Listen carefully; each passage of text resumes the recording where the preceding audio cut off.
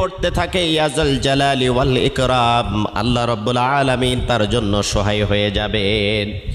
4 নম্বরে লা হাওলা ওয়ালা কুওয়াতা ইল্লা বিল্লাহ।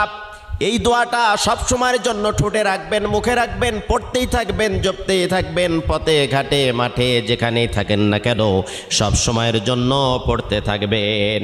5 নম্বরে এই দোয়াটা পড়বেন, দোয়ায়ে ইউনুস।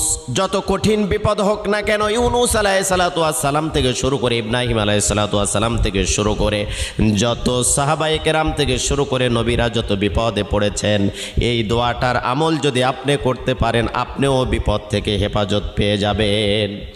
6 নম্বরে সুবহানাল্লাহ, আলহামদুলিল্লাহ, লা ইলাহা ইল্লাল্লাহ, আল্লাহু আকবার। এই দোয়াটা বেশি বেশি পড়তে থাকবেন। আল্লাহ রাব্বুল আলামিন সকল কাজটা আপনার জন্য সহজ করে দিবেন। কিয়ামতের ময়দানে নেকির পাল্লাটা ওজন ভারী হয়ে যাবে।